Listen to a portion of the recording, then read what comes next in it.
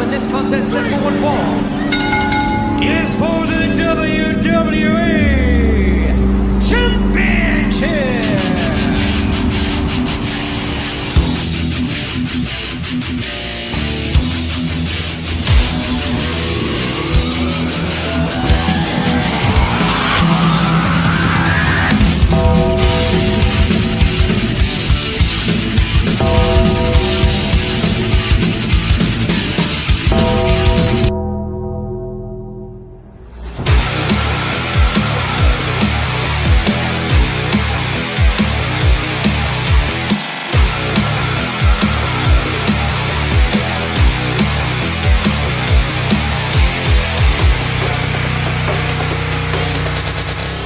Life moves pretty fast. You don't stop and look around once in a while, you could miss it. Welcome to Around the Turnbuckle. I'm the Big Alboski. That guy right there is Professor Keith. As always, and joining us is the Don of the Bad Fellas. Let me cut you off real quick. Yes. My name is Donny Bambino, okay? I am the new Don of professional wrestling. I can do my own intro, okay? You know what? I got a question for you, Big Al. Why do they call you Big? Huh? What makes you so fucking big? They got an answer. That's fine. Professor, where's your PhD? Huh? What's your PhD in? Yeah, that's right. I have a PhD in wrestling. You have a PhD in wrestling, huh? Yes. Where's your certificate? I left it around here somewhere. All right, that's what I thought. How you doing, gentlemen? What's up? Donny Bambino's with us. Shelby Waters is here. What's up, Shelby? Left him speechless. Yes, he did. That's what he does. Somebody called himself It Is What It Is, says, I'm sure that Donny Bambino has fitted his opponents with a beautiful polished pair of the finest Italian shoes, well designed and made with the hardest concrete. They're best worn for a swim. Yeah, have them sleeping with the fishes, definitely. How about that? Awesome. All right, we're off and running here. We're with Donny Bambino, the Don of the Bad Fellas. Shelby Waters is here. She is part of that group. Last week we had Nathaniel Cunningham. He is also part of that group. Please talk about that group and why you have, before we start talking about you individually, talk about that group and why you have formed that group. So the group started, me and Nathaniel became close. You know, we've been good friends for a while. And, you know, we just wanted to show that during wrestling. So we became best friends. And so that's where the idea of the Bad Fellas came from. I was like, oh, we could still be called the BFs, but we need a name that kind of sticks. And I just came up with Bad Fellas because I was like, we're not good guys. We're bad guys. We're a couple of bad fellas. And so that's how that started. Nathaniel Cunningham is here. Best Don in the business. Glad to call him my tag team partner. Yeah, not just tag team partner. Best friends. That's right. I love it. All right, so we talked to both of those individuals before. Keith and I have had both of them on the show. So now it's your turn. What made you fall in love with professional wrestling? Were you in love with it when you were a kid? Did you get into it back then? And where did you seek training? And when did you meet your best friends? Tell that whole story of the origin of you. Oh, it's very long. But that's okay. We got an hour. March 23rd, 1999, the Don was born. No. There you go. Yeah, so I started with one of my buddies from high school decided that he wanted to well, it was middle school. He decided that he wanted to be a professional wrestler. And so, you know, I just kind of tagged along with him for his journey. And originally, I didn't want to be a wrestler. I really loved the product, but I didn't want to be a wrestler. I started off doing security for a couple of different shows around the area because I thought it would be cool. You know, I'm a security, and then plus I get to watch wrestling for free. And yeah, it slowly started to blossom into this thing where I started working. I did, I think, 2 or 3 shows for Backbreakers as security. And me and Glory really built a relationship. And Justin Glory, the trainer of Backbreakers, we built this little working relationship. I was then thinking on going into it, but I moved to Florida for about a year by myself. I came back and I figured, why not? Let's start being a wrestler. Let's do something with it. And as I was training, I met the dude. And so the dude has been my punching bag for the past couple years coming up. And Mr. Nathaniel Cunningham used to come to some of our practices. COVID happened, so we stopped for a little while. When we came back, we gained Damon. I can't remember what his name is. Damon something. Damon Dante. Damon Dante. That's what it is. It's scrub. Okay, he cost me that. I'll tell you that. Anyways, he joined our little group, and yeah, the rest is history. That's how I met everybody and started training.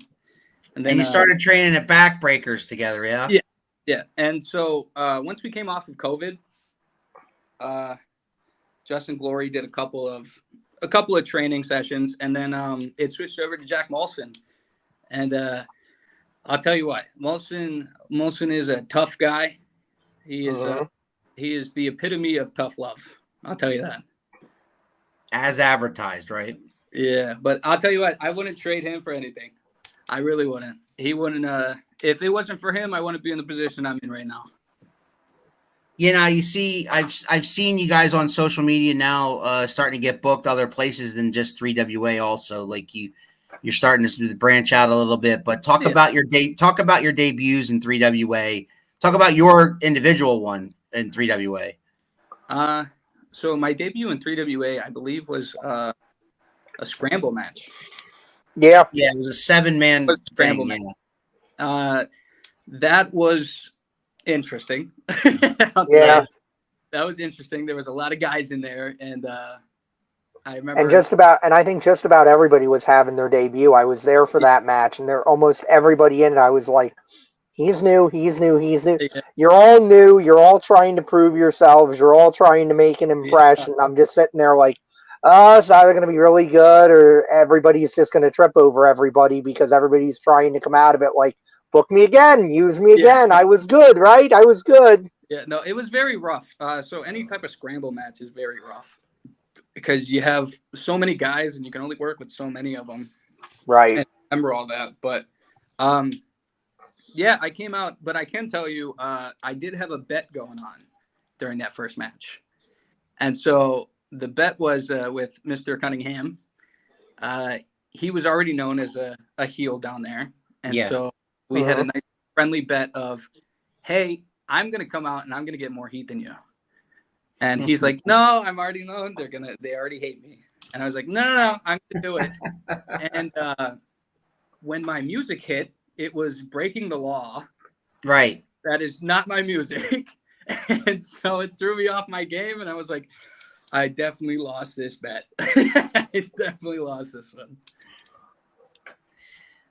Chris Vance with us from South Carolina. What's up, Chris? How are you doing? What's up, brother? Good big win by the Jets. He's a big Jets fan. Not a sports big guy. win by the Jets over Buffalo today. That was something else. They're not half bad this year. The Jets kind of snuck up on everybody. How about that?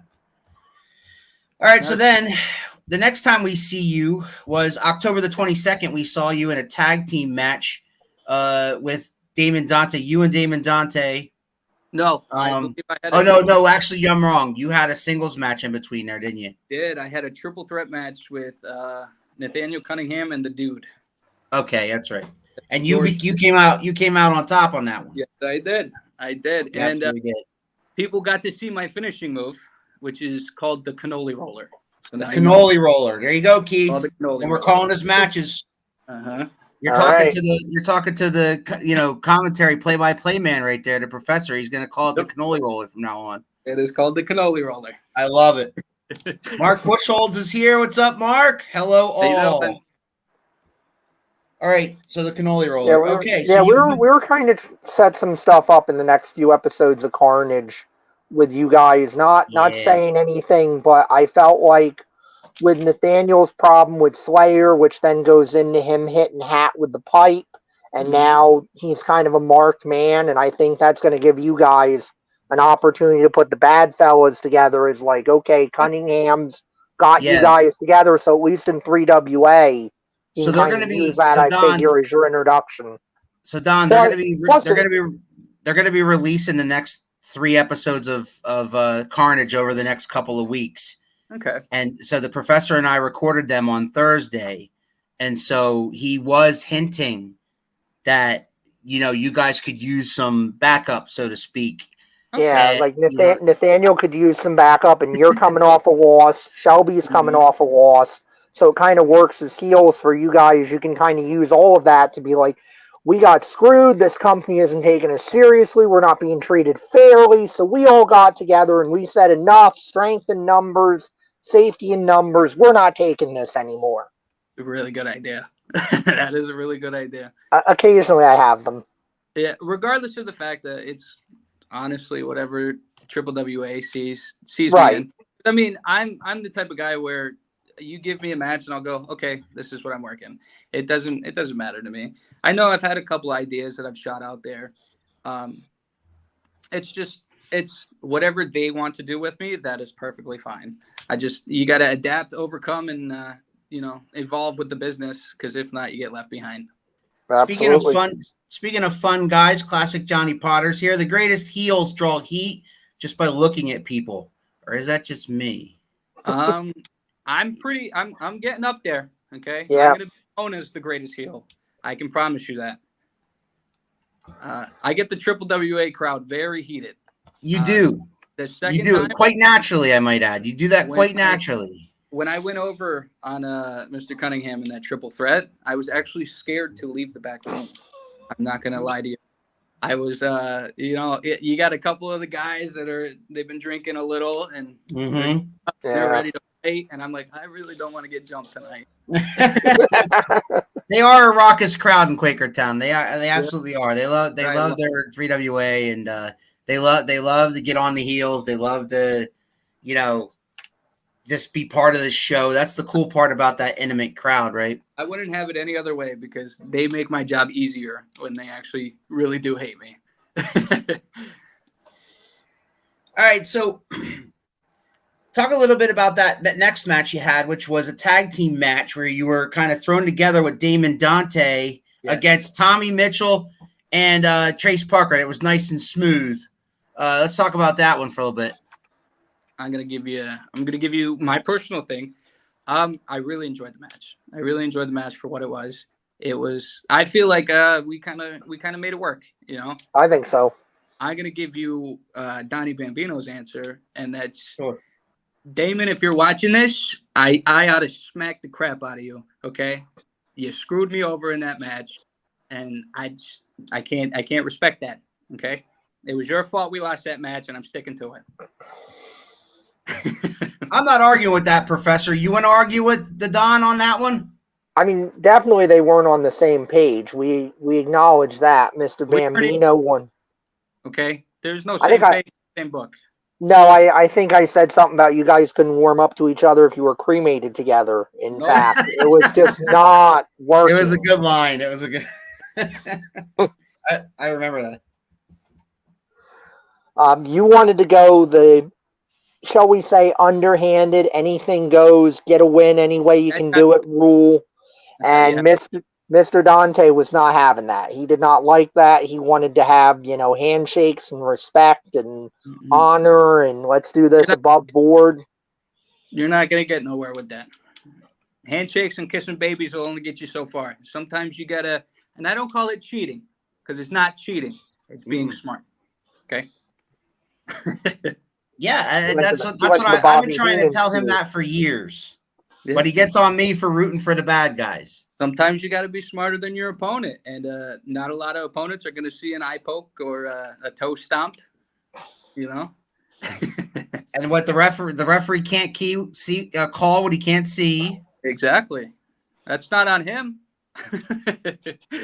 Do you prefer singles matches or tag matches? Says Big Chris.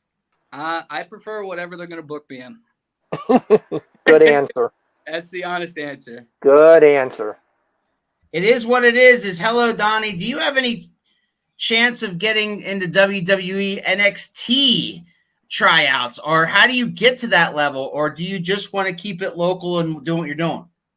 Good question. I honestly do want to get to the next level. I really do. But I'm fairly green in the business right now.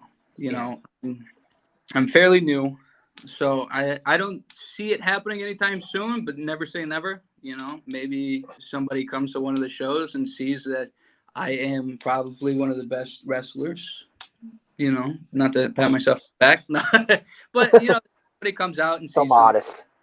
and they figure that they can use me, then yeah, I would love to Well, take I that. mean, to your point, like Keith and I have seen your matches so far that what we've seen is there's a lot of promise there, Yeah, and by your own admission, you need work. I appreciate So, it. like anybody who's watching this saying, you know, hey, you have a chance, you know, does he want to be in NXT or AEW? Well, sure he does, but he knows deep down that he needs experience in the ring before he goes and tries out for something like that. But the NXT system, and I mean, I'm not sure if it's still this way under Triple H. I know it was under, you know, Vince and the prior regime. A lot of times when they get independent guys in, if they get an independent guy in that's been on the independents for some time, the first thing they want to do is break you down and break you of every habit you've developed from the independents. So being kind of green is not necessarily a knock against you, because they might look at it as, great, this is a guy that doesn't have any bad habits yet. We can teach him our style. We can teach him our way of doing it. The only problem that I personally foresee from doing that is, but if you only learn the WWE way and for whatever reason that doesn't work out, now I can't. What are you falling back on? You know what I mean? Like, you've got to have those good fundamentals first, and then you can start learning a style and what different companies might want and all of that stuff. Because I just feel bad, and I feel like a lot of people that just go through the WWE system, or even people that only work on the independents and don't go anywhere else, if you're not learning different styles, if you're only learning one way to do it, you are more likely to burn out, because if you get in front of crowds, or all your opportunities are in promotions where that doesn't work, and you don't know a different way to work, and you don't know a different way to do things, you're not going to make any money. You're going to burn out and you're going to fade away. And I always say, you know, my concern is always, people talk about, well, who's the next Steve Austin or who's the next Rock? We don't know, but I mean, couldn't you make a case? I mean, you could potentially make a case like, we've already had that guy and we'll never know because something happened and they just decided they didn't want to stick with it. Yeah, my goal is basically learn as much as I can. I do want to travel, but I want to go to different places just to learn different styles. So I have this whole arsenal of things that I can do in the ring, not just one style, not just one in particular. And I mean, during my matches, I don't do a lot. It's not my goal. My goal is to get my character over. That's what Jack Molson taught me. Yeah, and you being a bigger guy too, you're not going to have to do a ton. You're a bigger guy, you're a heel, you don't have to do a ton. Mostly that's, like you say, it needs to be character work. Yeah, so he taught me very well that the character should do most of the work. You shouldn't have to do all these crazy high bumps and all these crazy jumping off the ropes and stuff. And I mean, trust me, honestly, I am not going to the top rope anytime soon. Because I am a big fella, okay? But yeah, so a lot of the stuff that I do is just basic stuff.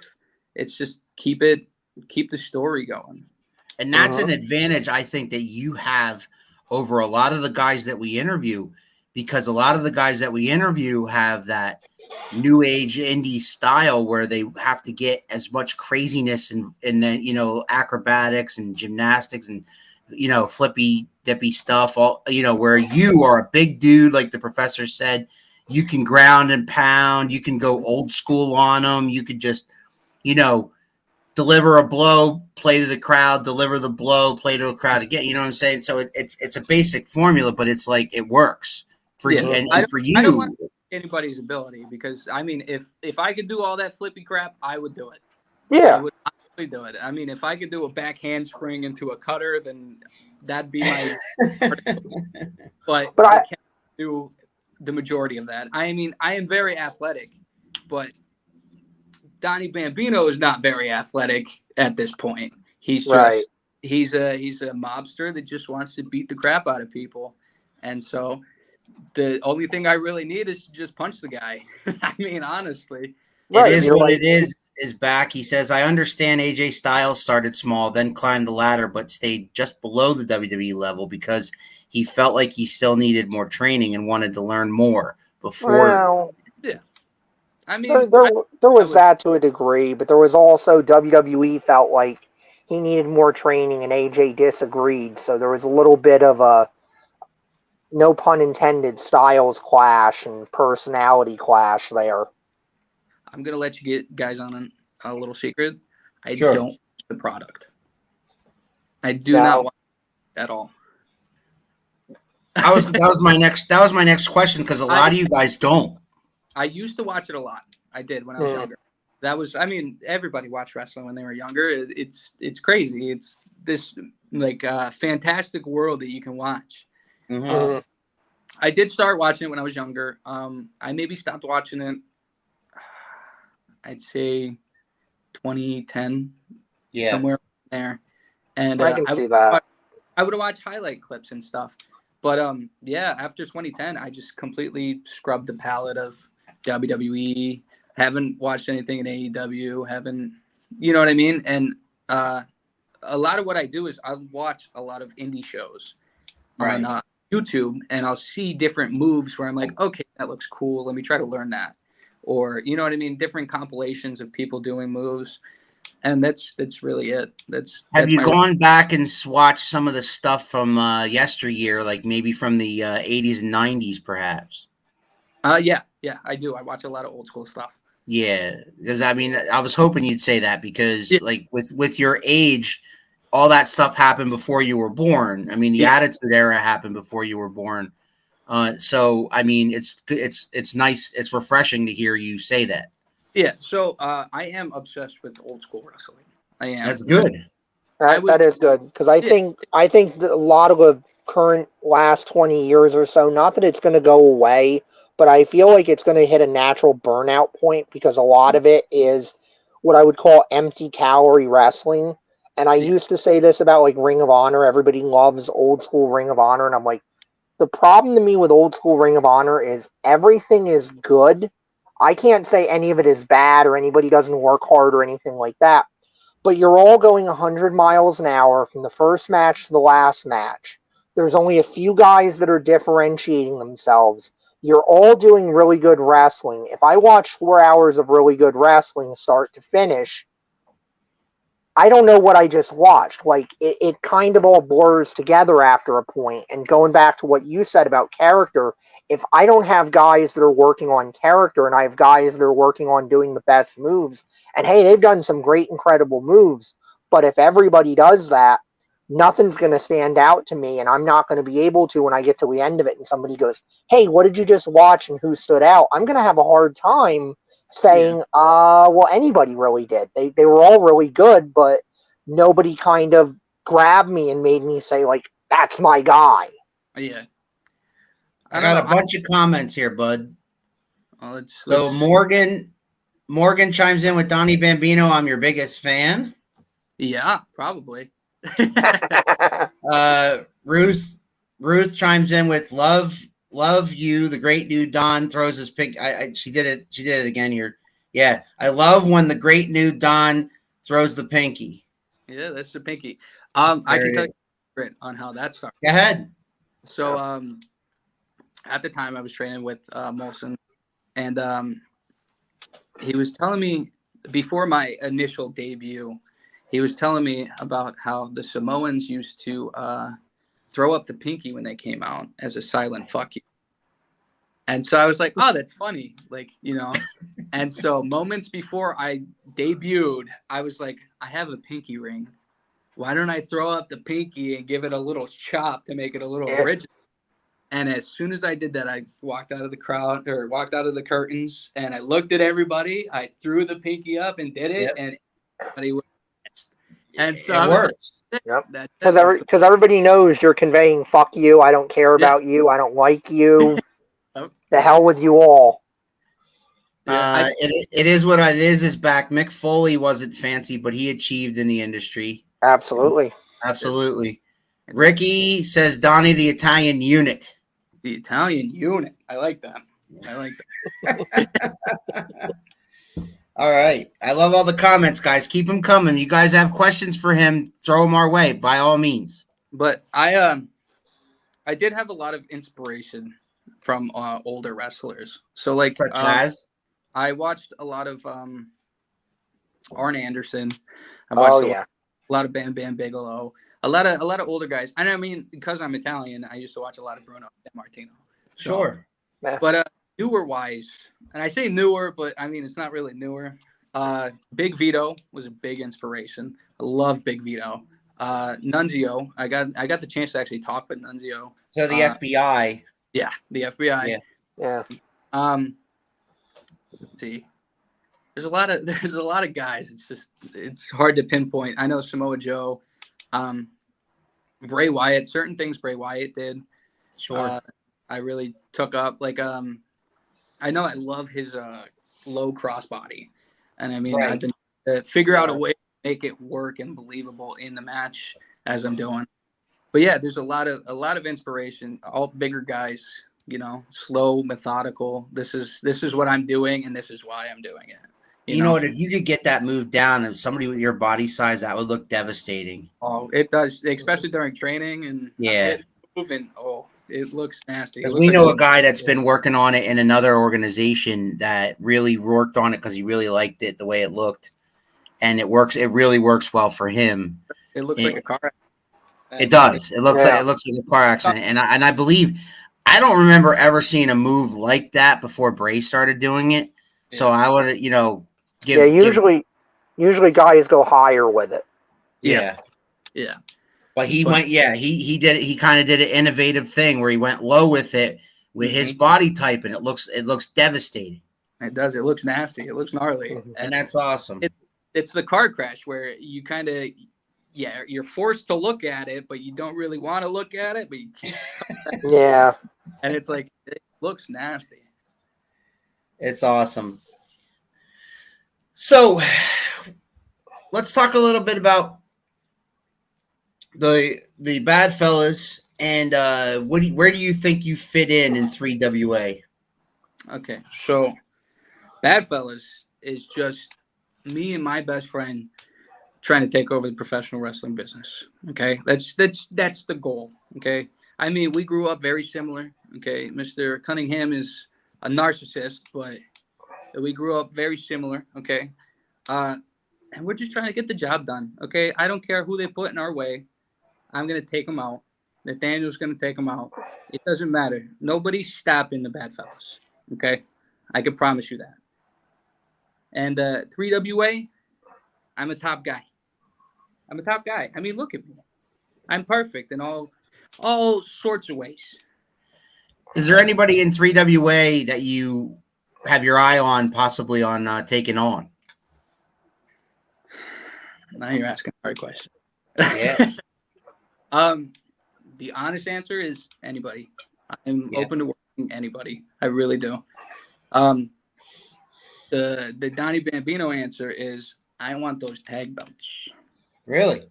I want those tag belts. Like Mr. Cunningham said, I do want those tag belts. And I feel like it'd be a great opportunity to show teacher versus students. Yeah.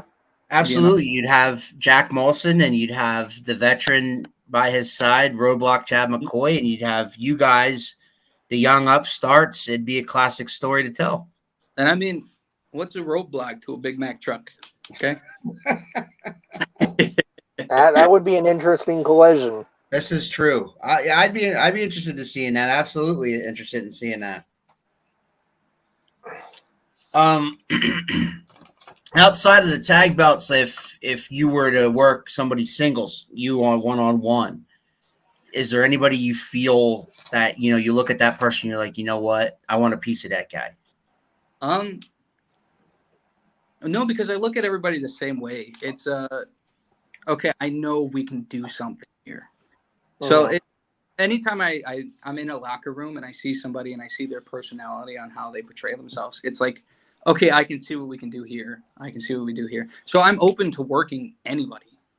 It's just I want there's no one in particular person. I mean, I could always go, hey, I want to take on the big guy. I want to take on the champion. Like, but I mean, in all honesty, I'm fine with working whoever. There's no one specific person. Well, I asked that because Big Chris Vant is asking, do you have a match that you want, that you feel would be a great match? And I mean, that doesn't necessarily have to be 3WA. Yeah, That could be, anybody. I know one possible person that I know we would have a great match, and that's only because I've trained with him for so long, and that's Damon Dante. I feel like we would have an amazing match, and it's just from us training, we have that natural connection where it's like he knows what I'm gonna do, I know what he's gonna do, and it just flows so nice. Yeah. And speaking of the Outcast, Damon Dante, he will be on Around the Turnbuckle next Sunday right here in this same time, same channel on YouTube. Damon Dante is next Sunday at 6 on Around the Turnbuckle. That was a good segue. I appreciate that. It was just coincidental. I'm excited to be. I'll probably be in the chat. Asking him. I'm questions. sure. Yeah, there we go. You ask him more burning questions than I ask because he's been avoiding me. I showed up to practice today and he's not here, so I think he feels bad. So you did mention that, you did mention earlier that like the ultimate goal is to get paid doing this. Yeah. Does it matter where you sign? You have a preference? Does it matter if it's AEW, Impact, WWE, whoever? No preference. My honest goal is not even to get paid for it. My honest goal is to be known. I want to be a household name. Like, I mean, I grew up in an Italian house.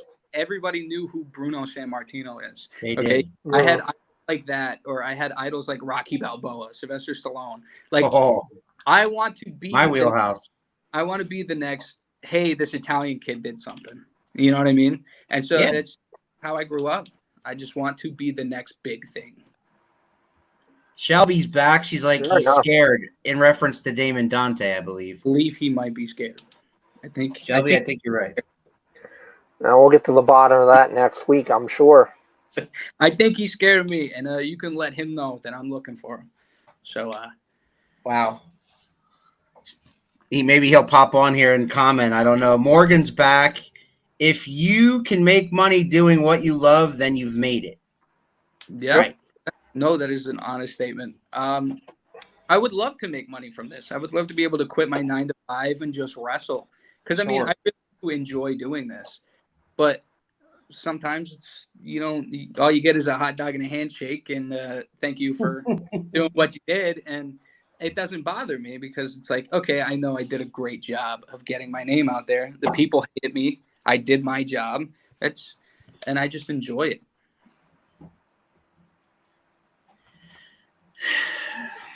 Professor, you've been kind of quiet. You have any questions for him? Just to. What'd you say? I said I think he's still looking for his PhD. Oh man. I know it's around here somewhere, man. It's awesome that you would take on all challenges. That's how you get your name out there. Good luck. Yeah, thank you. I appreciate it. It is that, taking on all challengers, going out there and doing stuff. I said it to Nathaniel Cunningham. I'll say it to you. We talked about learning as much as you can. Mm-hmm. I always say, like, if a wrestler's in the North, try to get yourself down south and learn the Southern style because the Southern style is different. If you're in the South, come up to the North and learn the Northern style because, like I say, the more you know, look at Bryan Danielson. Bryan Danielson has probably forgotten more about wrestling than most of us are ever going to know, and that's because he took it upon himself to get out there and say, I want to learn this. I don't know how to do British style. I'm going to go to England and learn British style. I don't know how to wrestle,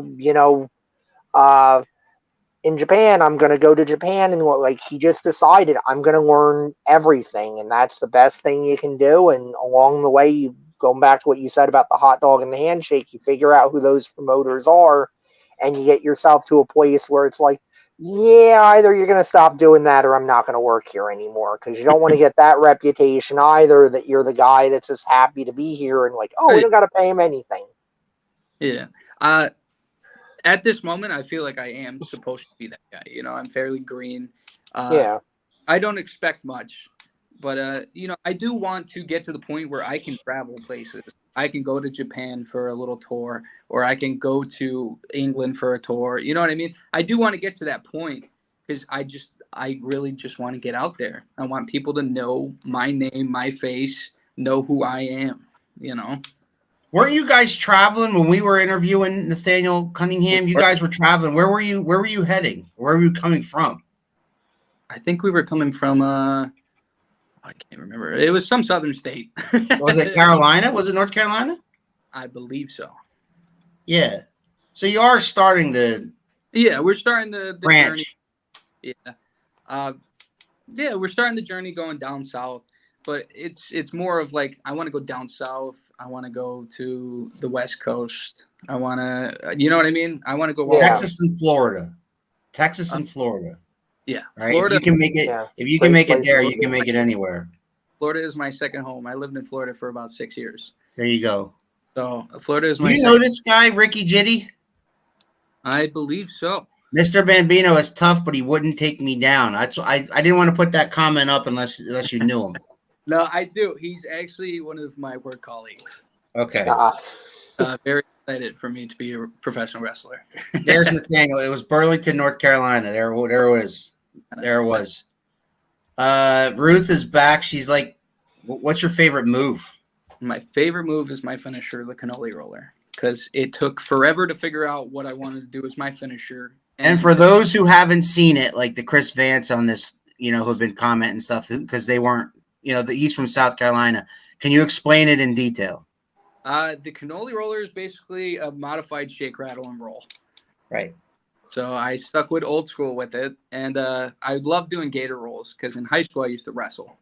So a big thing that I used to do was gator roll. And what a gator roll is it just disorients your opponent. Yep. So I was like, what if I turned it into a standing move? Maybe gator roll somebody all the way down, and it turned into hooking for a suplex, grabbing his arm, picking him up, and just drilling him into the mat. Yeah, and I believe the professor called it a modified shake, rattle, and roll. So now we know to call it the cannoli roll. We're good. Yeah, I think I said modified swinging neck breaker, which is shake, rattle, and roll is a swinging neck breaker. I can take Ricky out for you, Shelby says. No, that's okay. Can we talk a little bit about her because she's been popping up a lot here. We've been talking a lot about you and Nathaniel Cunningham, but if we're talking about the bad fellas, we got to talk about her a little bit. What's her role? She is just extra reinforcements.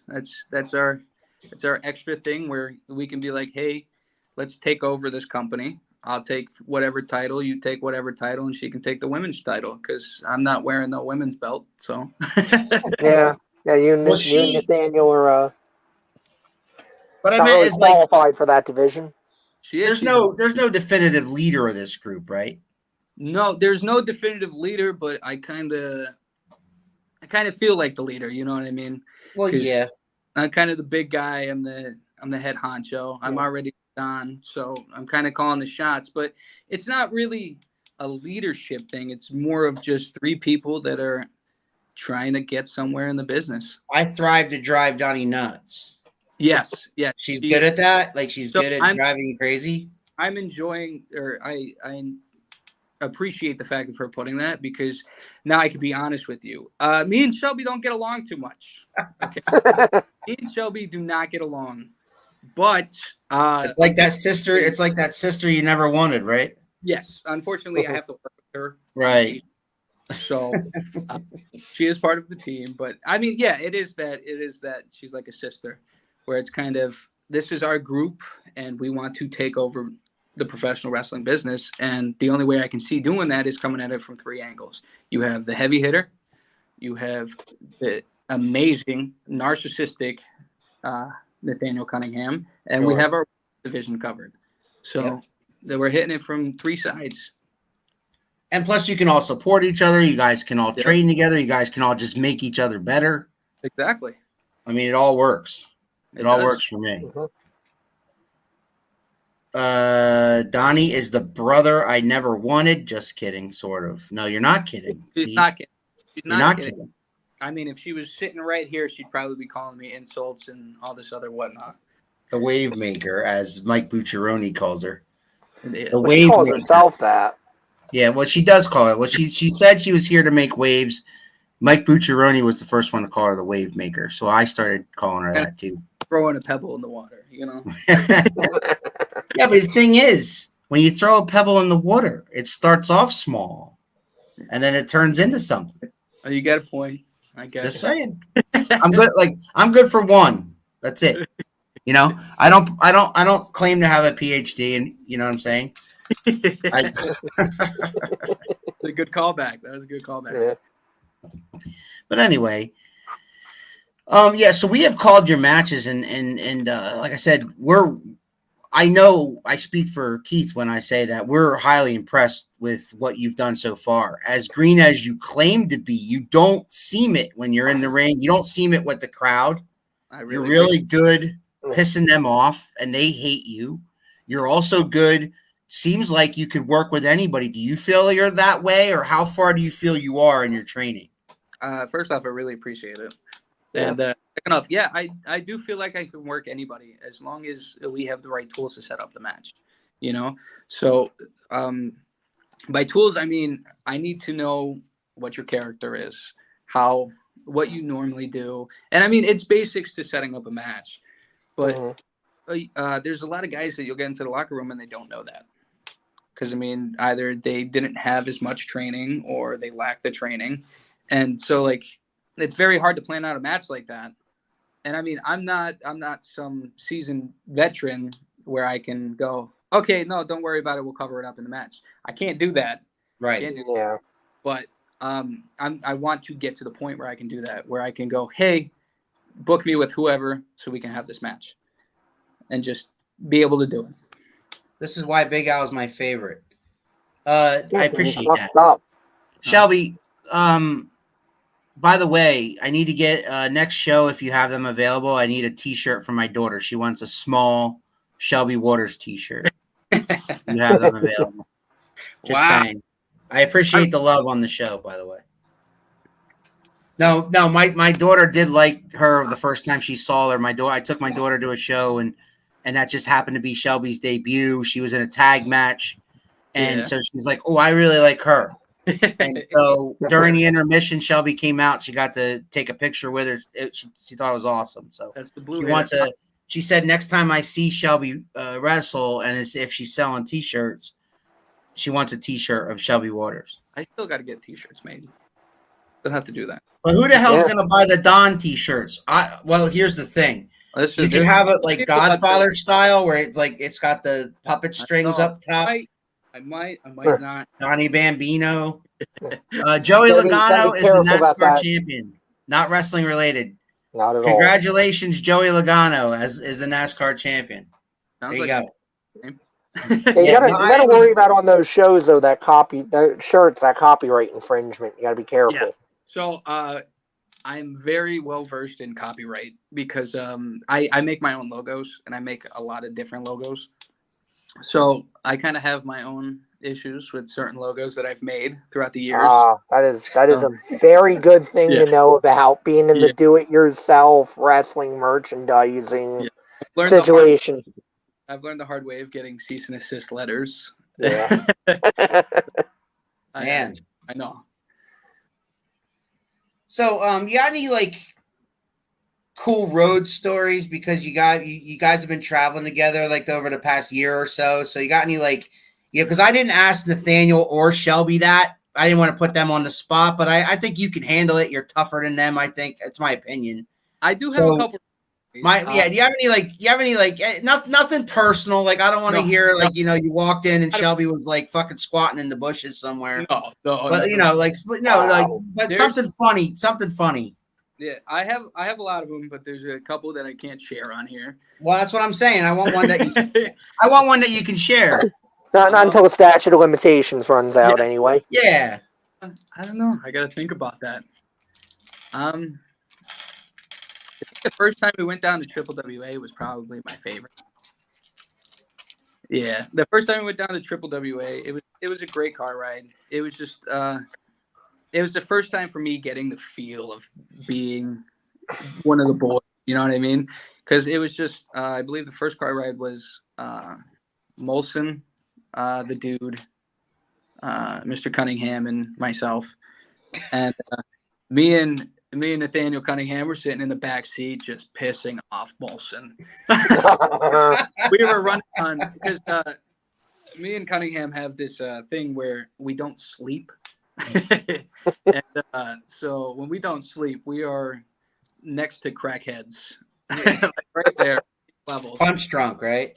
To have us sitting in the back seat and a long car ride, it is probably hell for anybody that has it. And I know we got to the point of pissing off Molson that he was ready to get out of the car and beat the crap out of both of us. Damn. With just little things. I know we were howling at him. We were just joking, being obnoxious, playing some really bad music, just seeing how far we can push the envelope and really kick this out. And what if he did? Like, you're on your way to Quakertown. What if he kicked you out? Laughed. We probably would have laughed and just kept walking. Unbelievable. But the car ride on the way back was probably the best because the dude had to sit passenger. And in most cars, when you are driving with other wrestlers, the passenger is the navigator. And he needs to keep an eye out for everything. And as we me and Cunningham were having a conversation. We're talking about the matches and what we thought was bad. And I just hear Molson scream out, "Deer!" and chop the dude in the passenger seat. And I was like, "What just happened?" And the dude turns around. He's like, "What?" And Molson goes, "Well, there's 3 fucking deers sitting there, and you just missed them, and we almost got hit."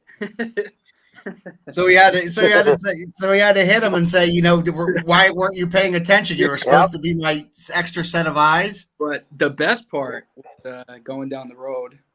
Maybe I'm not even kidding. Maybe like 2 or 3 more miles. There was another family of deer, and the dude just screamed, "Deer!" Scared because I warned you this time. It was good. It was nice fun. You gotta love the dude, man. He's something else. Yeah. He gives me he was actually my debut match. First debut. Which was and how'd that go for you? I mean, how did you feel it went for both of you? Super easy. So we had the match worked out for a while because we were training together. And me personally, I love the dude. I love him unconditionally because he's just an awesome guy. And he has such an infectious personality. He really does. But when I first met him, when we first started training, because he was the person that I've been training with since the beginning. So normally with the way the classes are set up, you have a certain amount of guys that stick with it, and that's your group. And so he was part of my group where it was just me and him for the longest time. Then COVID hit, and then it became me and him, and then slowly guys started coming back. But for the longest time, it was just me and him, and we never talked. Never talked. Not one word. I didn't anything about this guy. All I knew was I show up, we beat the crap out of each other, and we go home for the night. Right. And so once we started getting closer to our debut, because we've been training together, our debut matches against each other because we know each other's in and out. Sure. So we get to the point for our debut match, and slowly we start talking, and the dude is very smart. I can tell you that. He is probably genius. He was a lot older than I expected he was going to be. And he's a genuine person. But we practiced the match for maybe a month before. That way, your first match is supposed to be your best match, when you're training. And so we trained that match for a while. It looked great. It felt great. And then he came out with this dude character, and I was like, "Who the what?"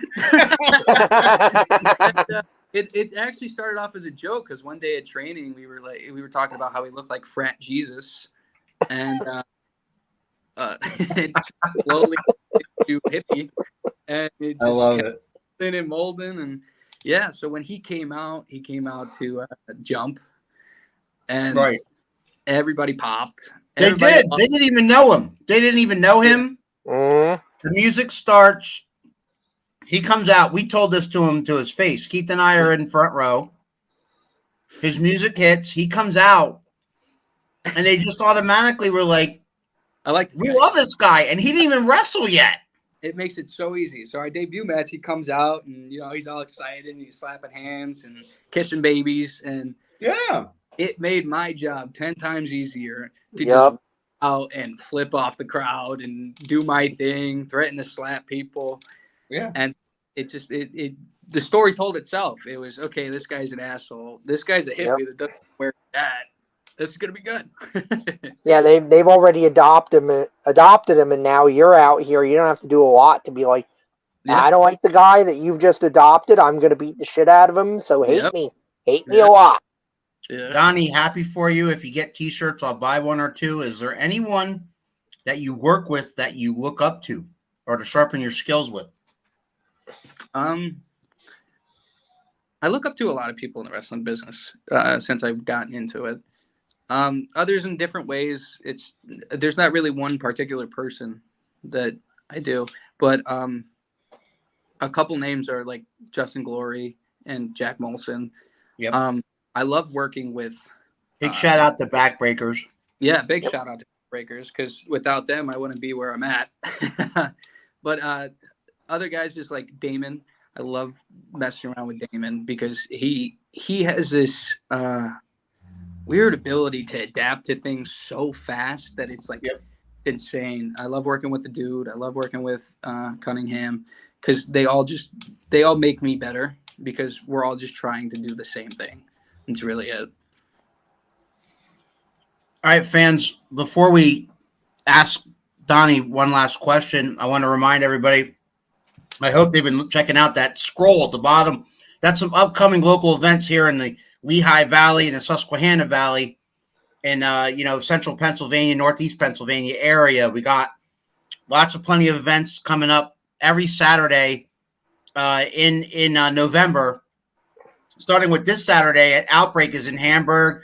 The 19th and the following Saturday, SWO is back at Seven Valleys.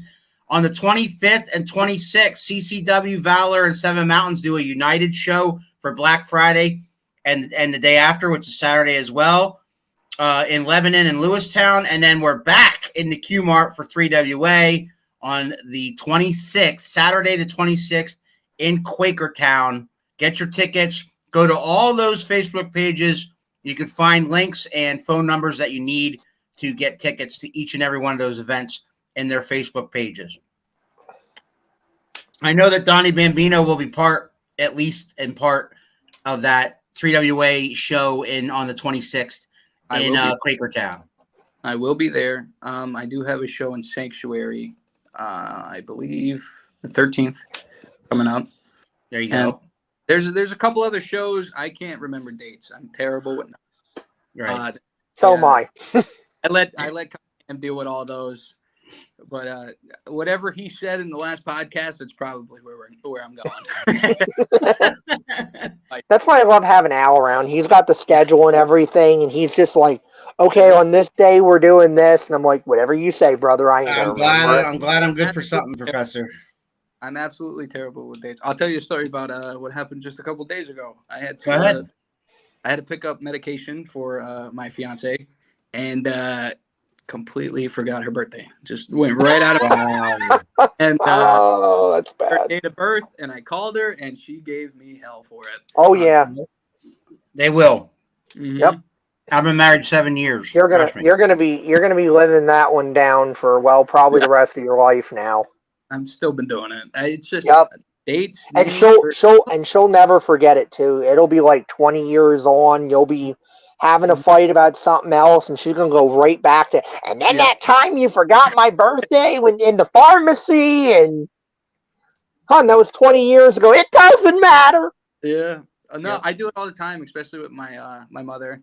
I'll go to get her medication and pick it up before I come home from work, and I'll just forget her date of birth. I'm like, and it's a good thing the people at Rite Aid know who I am, so they. Do you happen to know a wrestler, Don, named Prince Piranha? I do know he started to spread a rumor about the Don dancing in the back. I do not recall that ever happening. If it So did, Prince Piranha says good luck to you, though. At least, I mean, he's wishing you luck. At least.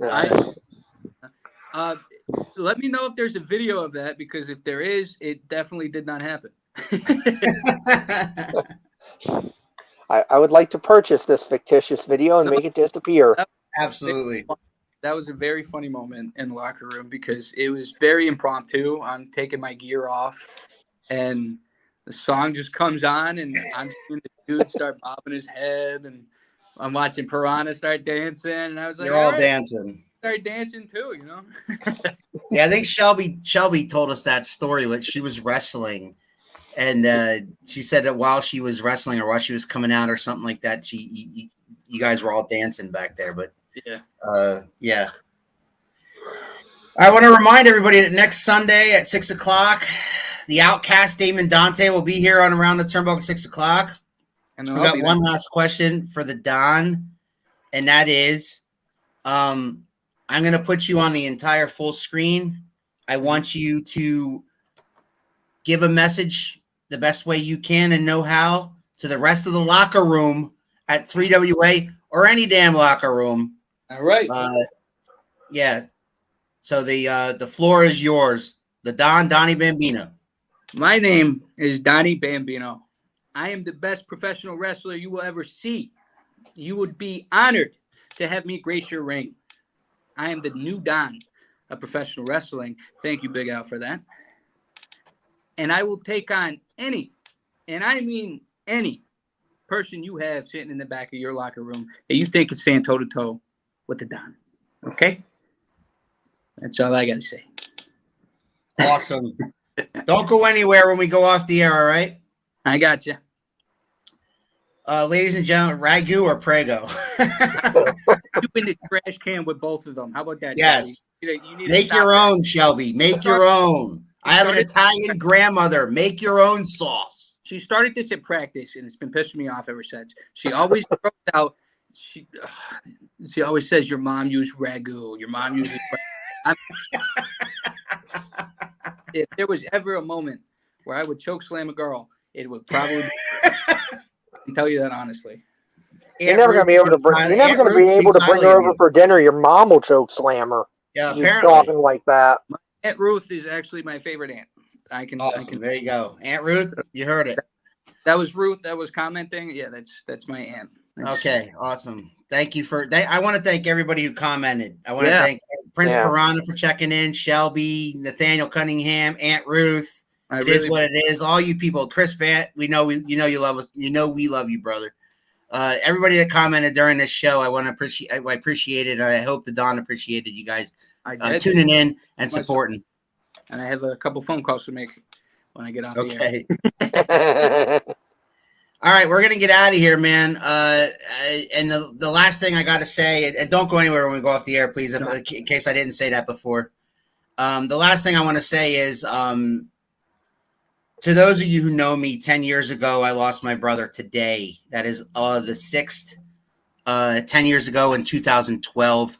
So I would like to dedicate this episode to him. There's not a day that goes by I don't think of you, and I hope that you're, checking me out. And I hope you're proud of what Keith and I have accomplished in the wrestling business. I know that you know that I love wrestling. I know that you know that, I have loved it since I was 5 years old. So we're talking over 40 years. I know I'm dating myself. But I miss you, brother, and I love you. And this episode is dedicated to you. I'm very sorry for your loss. Thank you very much. One last. I was about to hit the button to go off the air. And I got one last comment from the ruiner of it all, JT my God. Page, who says, has some words for him on the 26th. He's fixing to meet the real bad crew in the original family for what he did. Nathaniel Cunningham, beware. All right. You need to be careful. Okay. I am a very dangerous man. And I can wholeheartedly tell you that I have taken on bigger men, stronger men, and definitely scarier men. Okay? You got to watch what you say to the Don, because it might bite you in the ass. There it is. I can't wait for the 26th. Fans, if you're in the area, check out 3WA on the 26th. That is at the Q Mart. Doors open at 6 o'clock. General admission is $20. Get you in the door. It's a great time. It's always a great time. So the 26th, again, Saturday the 26th, that's the Saturday after Thanksgiving. That's the next time that 3WA is at the Q Mart. For the Don, Donny Bambino, and the Professor, I'm the Big Alboski, and this has been Around the Turnbuckle, and we'll see you guys next Sunday. You think you know me? Oh, yeah! If you smile